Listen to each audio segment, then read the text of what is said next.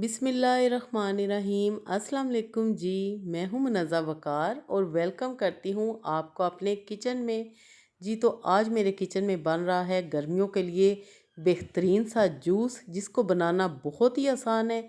तो मैं आज बना रही हूँ आड़ू का जूस, यानी कि पीच जूस। तो सबसे पहले आपने आड़ू लेने हैं, उनको अच्छी तरह वॉश कर लेने हैं और आड़ू को हम काटेंगे बग़ैर छिलका उतारे हुए। आपने छिलकों समेत इसका जूस बनाना है, क्योंकि छिलकों में बहुत ज़्यादा विटामिन्स और मिनरल्स पाए जाते हैं और हमने उनको वेस्ट बिल्कुल भी नहीं करना। तो ब्लेंडर जग में मैंने डाले हैं 4 अदद आड़ू काट के, उसके साथ मैंने शामिल की है इसमें 3 टेबलस्पून चीनी। आप चीनी को कम या ज़्यादा भी कर सकते हैं।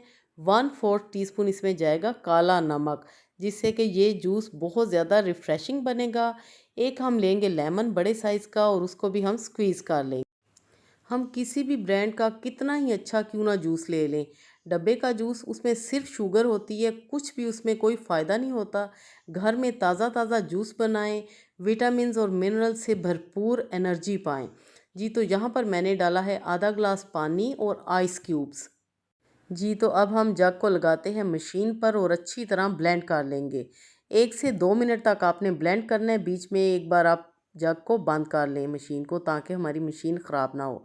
जी तो ग्लासेस मैंने रेडी करके रखे हैं लेमन स्लाइसिस के साथ। आपने भी इसी तरह पीच जूस को सर्व करना है। यकीन कीजिए बच्चे बड़े खुश हो जाएंगे और ये जूस इतना टेस्टी बनेगा, क्योंकि हमने इसमें डाला है काला नमक और लेमन भी। तो बहुत ही ये मज़े का रिफ़्रेशिंग हमारा पीच जूस तैयार हो चुका है। इसी तरह आपने ग्लासेस में सर्व करना है ठंडा ठंडा। खूब चिल करके सर्व करें। बच्चों को स्कूल बॉटल्स में भी आप ये बनाकर दे सकते हैं, ताकि ब्रेक टाइम वो पिएं और एकदम से फ्रेश हो जाएं। जी तो व्यूवर्स, अगर आपको मेरी ये रेसिपी पसंद आई है तो आपने वीडियो को ज़रूर लाइक करना है, और अगर आप चैनल पे फर्स्ट टाइम आए हैं तो काइंडली ज़रूर सब्सक्राइब करें। और एक बात और, अगर आप इसमें सोडा वाटर शामिल करना चाहते हैं यानी कि 7 अप, तो वो भी आप इसमें ऐड कर सकते हैं। जो आपकी मर्ज़ी, आप वैसा बनाएं। जो चीज़ आपके पास अवेलेबल है आप उसी से ये जूस तैयार करें। 7 अप के बगैर भी ये बहुत ज़्यादा यमी जूस बना है। तो बनाएं और इन्जॉय करें। इस दुआ के साथ आपसे इजाज़त चाहती हूँ कि अल्लाह पाक हम सब का दस्तरखान हमेशा वसी रखे।